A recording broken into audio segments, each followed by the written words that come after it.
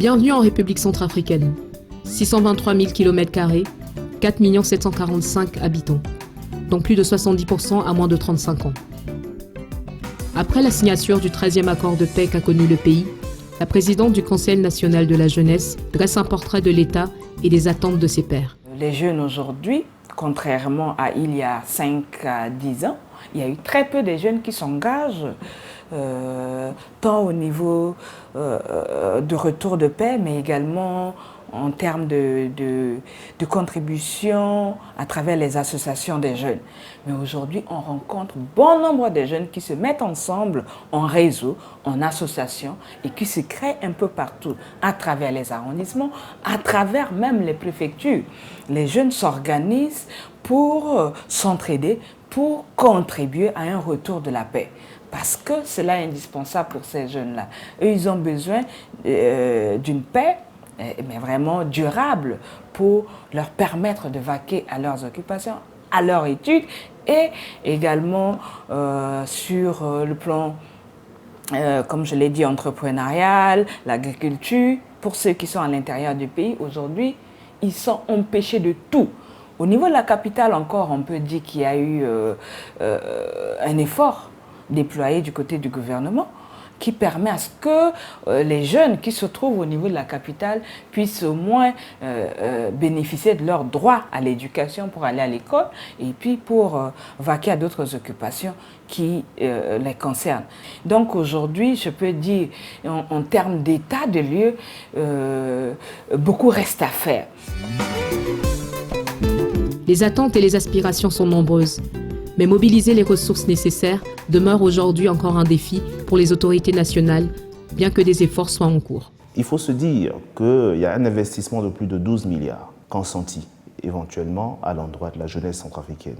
Il faut remarquer que nous sommes en train de mettre en place ce qu'on appelle une loi. Nous sommes sur la rédaction d'une loi qui édite éventuellement un programme d'appui aux projets jeunes, qui aura pour objectif éventuellement de mobiliser les ressources nécessaires pour aider la jeunesse centrafricaine.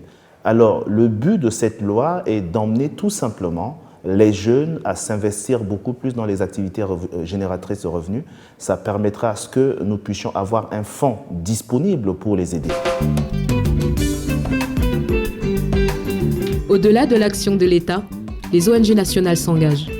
L'ONG Accord, en partenariat avec l'ONG Ourou et le Conseil national de la jeunesse, sur financement des fonds des Nations Unies pour la consolidation de la paix, ont lancé une étude sur la perception des jeunes sur le 13e accord de paix du pays.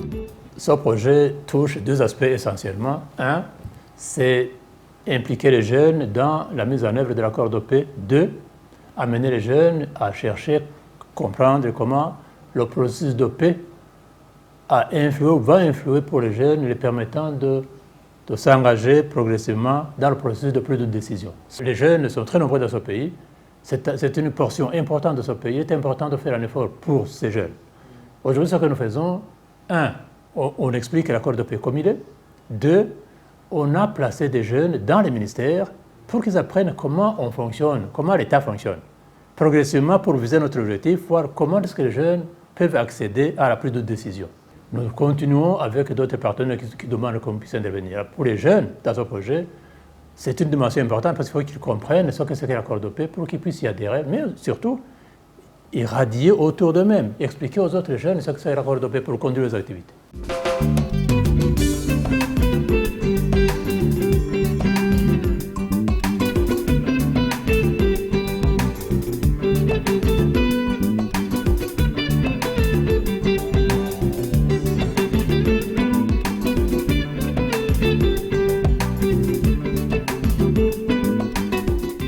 Et la méthodologie que nous avons utilisée est donc de prendre des jeunes, de les former pour qu'ils puissent aller vers leurs pairs pour pouvoir collecter au fait ces informations-là.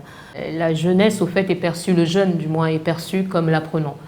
Et en face l'adulte donc le sachant. Et donc ça met le jeune déjà dans une posture attentiste et qui ne prend pas au fait, qui ne saisit pas au fait son potentiel et ne lui donne pas l'opportunité de pouvoir s'exprimer et d'agir au fait en faveur du bien commun. Il y a un travail d'éducation à faire encore auprès des aînés pour qu'ils puissent avoir une autre perception de cette jeunesse-là et qu'ils puissent pousser, il faut créer aussi de l'espace aussi pour ces jeunes-là, pour qu'ils puissent exprimer le potentiel, les talents au fait qu'ils ont et qui peuvent aider le relèvement de la République centrafricaine. Les actions se multiplient sur le terrain et l'étude menée par l'ONG Accor et Ourou a mis en exergue les défis qui restent à relever pour une implication effective des jeunes femmes. Vous avez la loi sur la parité qui a été adoptée par le président de la République, le professeur Faustin Archange-Touadéra, en novembre 2016, qui donne aussi la latitude aux femmes de prétendre aux mêmes postes, que cela soit à des postes électifs, à des postes nominatifs, mais à un certain nombre de postes dans le domaine de l'administration, du secteur privé ou aussi de la société civile. Donc les efforts des jeunes filles doivent s'inscrire dans ce cadre-là et les moyens sont mobilisés. D'abord, il faut que la jeune fille, elle s'intéresse à ce qui se passe en ce qui concerne son émancipation, sa promotion, en ce qui concerne son droit. Et à partir de là, quand elle est informée de ses droits, de sa contribution à tout ce qui concerne les mécanismes de résolution de conflits, elle pourra y prendre part.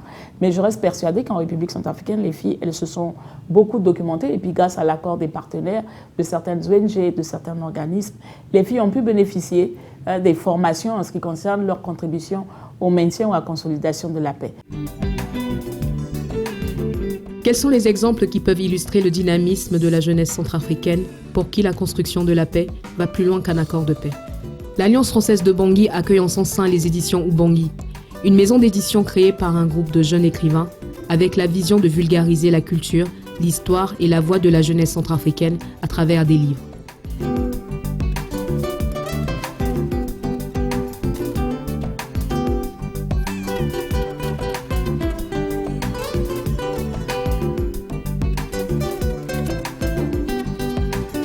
L'association La Main des Sourds qui se bat pour l'inclusion des jeunes femmes sourdes. Notre premier objectif était sur la protection des jeunes filles sourds-muets. Secondo était sur la violence basée sur le genre, c'est-à-dire VBG. Et la troisième était basée sur la formation professionnelle. Pourquoi? Parce que les jeunes filles sourds-muets sont beaucoup marginalisées parce que eux, ils n'avaient pas travaillé. C'est pourquoi j'ai eu l'idée de créer cette organisation afin de les soutenir. Et la quatrième était de former les jeunes filles entendantes, c'est-à-dire valides, en apprendre la langue des signes pour aider les jeunes filles sourds-muettes à se développer dans tous les domaines.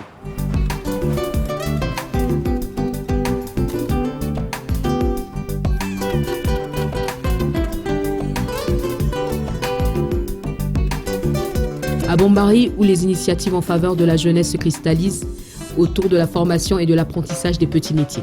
En tant que femme leader, il proposait comme solution, il y a des à former à jeunesse et puis où c'est ni à Guinée l'ambena activité génératrice de revenus qui permettre à la sarani qui à qui na vita la comme vita ci ko juniso na pokuti biga society la kwa buba.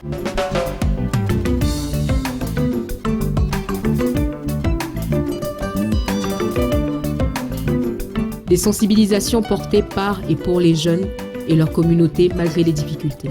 Il y a sensibilisation, il y a jeunesse, il y a place ballon, il y a marché, il y a sensibilisation, il y a association qui a marché, qui a sensibilisation, et puis il y a jeunesse, il y a bouge, il y a petits sacs qui Syrie qui na RCA biani, et puis il y a il persiste, ça qui est mambo qui va débrouiller là quoi. Quand je accorde ça d'assigner par là quoi il y a des difficultés, il peut voyager par, il peut gagner on a ça quoi attention à la gabaye en terrain par, Haïti ni quoi bloqué, découragement à dame, mais pas ça après accorder carton social signé, il y a liberté, il y a ce coach changement gars jusqu'à là son il y a pas ça, il s'arrête mambo qui va avancer mais ni là des temps, je coach ça il va côté avancer qui n'a pas quoi.